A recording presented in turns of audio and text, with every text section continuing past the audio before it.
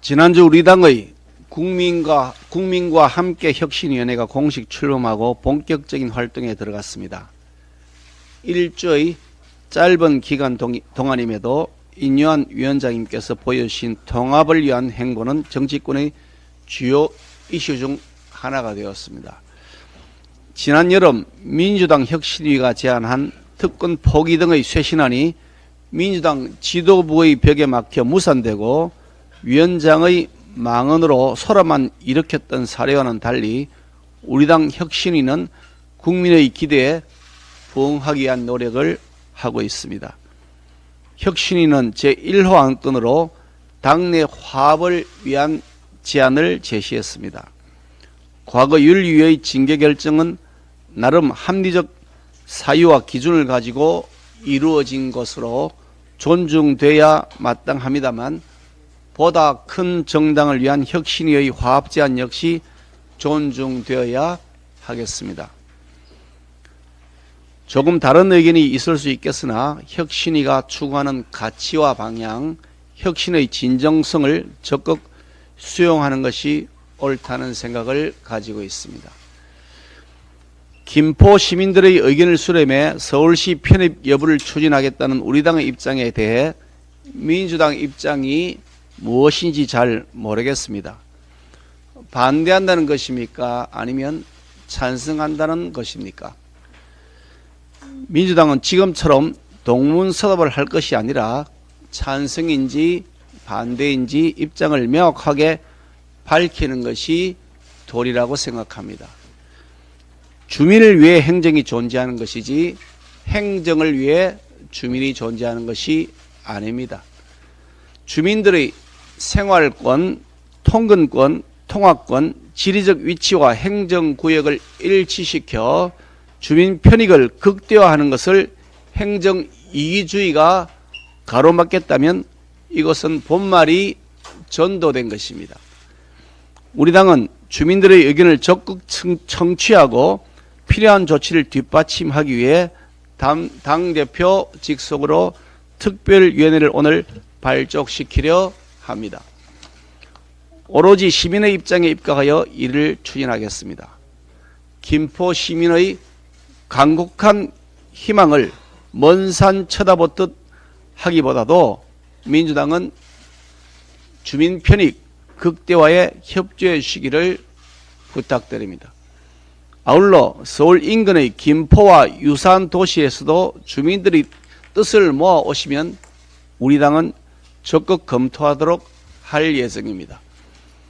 대통령께서 예산안 시정연설을 하면서 야당의 예를 갖춰 존중하셨습니다.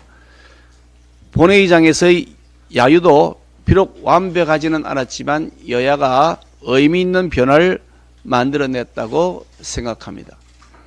늦게나마 상생과 협치를 위한 변화가 조금씩 시작되고 있습니다. 이 변화를 계속 키워나갈 수 있도록 민주당도 열린 마음으로 협조해 주시기를 부탁드립니다. 김포 편입으로 인구의 서울 집중을 심화시키거나 서울과 다른 지역과의 격차를 더 벌리게 될 것이라는 우려가 있습니다. 이는 전체 그림을 보지 못하는 의견이라고 생각합니다. 국민들이 잘 알지 못했던 외국 정책을 벤치마킹해서 추진했던 부울경 메가시티가 결국 동력 부족으로 좌초된 바 있습니다. 국내에서 먼저 눈으로 확인할 수 있는 성공 사례를 만드는 것이 매우 중요하다고 생각합니다. 서울이 김포 편입을 통해 바다를 낀 도시가 되면 입지 조건의 변화로 새로운 성장 동력을 얻고 동북아의 대표적인 광역 경제권으로 도약하는 초석을 놓을 수 있으며 편입된 김포 또한 모든 인프라 면에서 발전을 이룰 것입니다. 그리고 이렇게 서울과 김포의 성공 사례가 나온다면 지방의 각 지방자치단체에서도 동기부여를 받고 주민 설득에 힘을 얻어 메가 경제권 조성에 속력을 낼 수 있을 것입니다. 김포시의 서울 편입과 관련된 민주당의 반응은 대단히 실망스럽습니다. 김포 편입 문제는 김포 시민의 여론과 현실적 필요성 그리고 서울시의 미래 발전 비전에서 출발한 것인데 민주당은 이에 대한 분명한 입장을 밝히지 않은 채 갑자기 전국적 행정 개혁을 꺼내 논점을 흐리거나 심지어 포퓰리즘이다, 국토 갈라치기다라고 매도하고 있습니다. 김포 편입을 전체 행정 체제의 개편 문제로 끌고 가면 전국에서 영역 다툼 문제가 생기거나 국민들께서 정책 취지를 오해하는 등 여러 복잡한 문제가 양산될 것이 자명합니다. 또한 동일 생활권 통합과 규모의 경제를 지향하는 김포 편입 문제는 주민등록 기준과 각 행정관청의 책임과 권한을 구획하기 위한 행정체계 문제는 서로 다른 논의의 맥락에 있습니다. 심지어 야당 몇몇 인사들은 역술인 배우설까지 제기하는데 모처럼 여야가 정책 경쟁을 펼칠 수 있는 기회를 질 낮은 루머 논쟁으로 낭비할 생각인지 안타까울 뿐이며 이는 또한 김포 시민에 대한 모욕이기도 합니다. 음모론은 민주당 사유구조의 뿌리 깊은 내적 특성인지 중요한 사안이 나올 때마다 튀어나와 무의미한 정쟁을 유발하곤 합니다. 앞으로 김포 편입이 서울과 김포 주민들에게 어떤 이익이 되고 국토개발 전략이자 경제발전 전략으로서 어떤 효과를 낳을지에 초점을 맞춰 논의가 이루어지길 기대합니다. 중국이 지난 9일 수감 중이던 탈북민을 대규모로 북송한 데 이어 추가로 남은 인원을 북송할 가능성이 제기되고 있습니다. 미 국무부 북한 인권 특사, 유엔 인권 최고 대표 사무소를 비롯해 국제 인권 단체들이 이에 대해 우려와 규탄의 목소리를 내며 강제 송환 금지 원칙을 존중할 것을 촉구하고 있습니다. 유엔 난민협약과 고문방지협약 가입국인 중국이 국제사회의 비난을 감수하려는 이유는 러시아와 북한의 밀착을 견제하고 북한을 달래 대북 영향력이 건재함을 과시하려는 의도로 보입니다. 한편 이 문제를 계기로 우리 정부의 대북 대중국 정보망에 큰 구멍이 나 있다는 사실도 밝혀졌습니다. 지난 외교통일위원회 국정감사에서 외교부와 통일부가 탈북민 강제 북송을 사전에 인지하지 못했다는 사실이 확인되었고 어제 정보위 국정감사에서도 국가정보원이 중국의 탈북민 강제 북송을 사전에 알지 못했음이 확인되었습니다. 중국이 탈북민 구금시설의 소재와 인원 등을 철저히 숨기고 있고 강제 북송도 극도로 보안 유지 하에 시행하고 있기는 하지만 지난 정부 당시 핵심 휴민트망이 붕괴된 것 역시 사전정보 파악에 실패한 이유가 되는 것으로 보입니다. 지난 정부 때 국정원이 국제 첩보 기능을 상당 부분 잃고 한낱 행정기관으로 전략했다는 지적이 있어 왔는데 결국 이번 사태에서 그 문제점이 드러났습니다. 국정원은 조속히 해당 기능을 복원해야 할 것입니다. 탈북민 강제 북송 사태가 내포한 또 다른 포인트는 국군 포로 문제입니다. 이번 북송에 국군 포로와 그 가족이 포함되었다는 주장이 인권단체로부터 나왔습니다. 우리 정부가 송환을 요청했음에도 중국이 이를 무시하고 국군 포로를 북송하는 일은 정권에 상관없이 수차례 반복되어 왔습니다. 미국을 비롯한 선진국들은 해외에서 포로가 된 자국 군인은 물론 전사한 군인의 유해 하나라도 놓치지 않고 국내로 돌아올 수 있게 하기 위해 포기하지 않고 모든 노력을 쏟고 있습니다. 윤석열 정부는 보훈처를 보훈부로 격상시키며 보훈의 가치를 선진국 수준으로 높이기 위해 노력하고 있는데 국군 포로 문제에 관해서라면 더욱 소홀함이 있어서는 안 될 것입니다. 앞으로 정부에서는 비록 여건이 어려움이 있더라도 중국으로 탈출한 국군 포로와 그 가족을 어떻게든 국내로 데려올 수 있도록 가능한 모든 방법을 동원해 주시길 바랍니다. 국회가 내년도 예산안 심사를 시작했습니다. 정부가 편성한 예산안, 기금운용 계획안의 적절성 문제 등을 다루는 공청회를 시작으로 기획재정부 등 부처 예산안 심사, 종합정책 질의, 예결특위의 증감액 심사를 진행합니다. 세계 경기 위축, 러시아 우크라이나 전쟁 장기화, 이스라엘과 하마스 무력 충돌 여파로 내년 경제 전망은 악화되고 있습니다. 경제가 어려울수록 사회적 약자, 취약계층에 대해 더욱 힘을 써야 합니다. 약자 보호에 방점을 둔 정부의 내년 정책 방향이 실질적으로 효율적으로 성과를 낼 수 있도록 초당적으로 힘을 합쳐 주십시오. 12월 2일 예산안 처리 법정 시한도 반드시 지켜져야 합니다. 행정구역의 개편입은 시대의 흐름과 주민 요구에 따라 자연스러운 일입니다. 과거 경기도 광주군의 일부가 서울에 편입됐는데 오늘날에 강남과 송파구가 됐습니다. 서울 속 강남은 번화했고 강남을 가진 서울도 번영했습니다. 편입된 강남에도 서울에도 모두에게 이익이었습니다.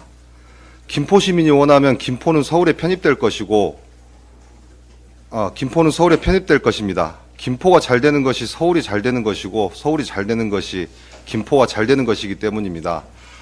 수도권도 함께 잘 될 것입니다. 결국 주민이 중심입니다.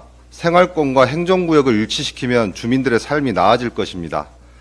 당장 택시만 하더라도 행정구역을 넘나드는 이유만으로 시계회 할증의 대상이 됐습니다. 이런 작은 문제부터 개선될 수 있을 것입니다. 국민의힘은 주민분들이 더 편하고 행복하게 살 수 있도록 고민하겠습니다. 주민분들께서도 국민의힘과 함께 고민해 주십시오. 이제 그만두셔야 합니다. 민주당 김용민 의원에게 드리는 말씀입니다. 좋은 정치인이 국회에 들어오는 것보다 중요한 것은 나쁜 정치인이 국회에 들어오지 않는 것입니다. 남국이도 가고 의겸이도 갔습니다. 혼자 남아 철험의 좌장이 된 김용민 의원님, 이제 그만두셔야 합니다. 국민은 늘 옳습니다. 정치권은 국민들의 목소리에 귀를 기울이고 변화를 만들어낼 의무가 있습니다. 김포시 주민들의 요구, 서울과 생활권을 공유하는 수도권 주민들의 목소리가 우선입니다. 국민의힘은 정치권과 공무원들이 하향식으로 내리꽂는 행정개혁이 아니라 주민들이 먼저 요구해서 정치권이 움직이는 상향식 개혁을 추구합니다. 수도권 주민들의 목소리, 나아가 서울 시민들의 목소리에 낮은 자세로 귀를 기울이겠습니다. 오직 주민 편익을 기준으로 생각하고 행동하겠습니다. 우리 당 혁신위가 제안한 1호 안건에 대해서도 말씀드리겠습니다. 정치권의 윤리적 기준을 높이기 위한 전현직 윤리위원장과 윤리위원들의 노력과 진정성을 높이 평가합니다. 앞으로도 국민의힘은 보다 더 높은 윤리적 기준을 세우고 지켜나가야 합니다. 그렇기에 무거운 마음으로 혁신위의 제안을 수용하지만 불미스러운 일로 국민들께 염려를 끼친 당사자들은 더 낮은 자세로 반성하는 모습을 보여주기 바랍니다. 우리 모두 자기 자신을 내려놓고 민생과 개혁을 위해 통합을 추구할 때입니다. 혁신위가 던진 통합과 희생이라는 화두를 무겁게 받아들이겠습니다. 1, 0, 1이 없으면 3, 0, 3도 없다. 지난 10월 30일은 장애인 직업 재활의 날이었습니다. 장애인이 직업을 통해 당당한 국민으로서 자립적인 생활을 살 수 있는 점을 강조하며 장애인 일자리의 중요성을 알리기 위해 지정된 날입니다. 모든 국민들에게 일자리가 중요하듯 장애인에게도 일자리는 중요합니다. 최대의 복지는 일자리 마련입니다. 일자리가 특히 고용 사각지대에 있는 중증 장애인들에게는 정부의 적극적인 공공일자리 제공 또한 필요합니다. 하지만 중증 장애인의 소중한 일자리가 사라질 위기에 처해 있습니다. 내년도 예산안에서 고용노동부의 동료 지원가 사업 예산 23억 원이 전액 삭감되어 215명의 전국에서 일하고 있는 동료 지원가가 전원 실직될 위기입니다. 동료 지원가 사업은 장애인이 동료 장애인에게 취업 지원을 연계하는 사업입니다. 이 일을 함으로써 발달장애인 동료 지원가들은 사회인으로서 보람을 느끼고 삶의 의미를 찾았다고 말합니다. 동료 지원가 사업에 참여하는 장애인 가운데 약 70%는 중증 발달장애인으로 정부의 공공일자리 사업 중 중증 발달장애인들이 할 수 있는 일자리는 동료 지원가 사업이 거의 유일합니다. 지난 10월 23일 환경노동위원회 국정감사에 발달장애인 문석영 씨가 참고인으로 출석해서 남긴 호소의 일부입니다. 이제는 제가 쓸모있는 사람이라고 느낍니다. 동료 지원가 일을 하면서 중증장애인을 만나 취업을 응원하고 있습니다. 동료들과 헤어지기 싫습니다. 금쪽 같은 동료 지원가 사업이 절대 폐지되지 않았으면 좋겠습니다. 문석영 씨의 절박한 목소리를 듣고 여야 위원님들께서는 모두가 한 목소리로 사업의 필요성에 공감하셨다고 합니다. 장애인과 관련된 정책들은 비장애 중심이 아닌 장애 당사자의 시각에서 판단하고 보다 더 세심한 정책적 고려가 필요합니다. 최중증 발달 장애인 분들께서 우리 사회에서 일하며 당당하게 자립할 수 있도록 동료 지원과 사업이 유지되어야 합니다. 다가올 국회 예산 심사에서 저희 국민의힘이 나서서 중증 발달 장애인의 자립 기반인 소중한 일자리를 지키기 위해 노력하겠습니다.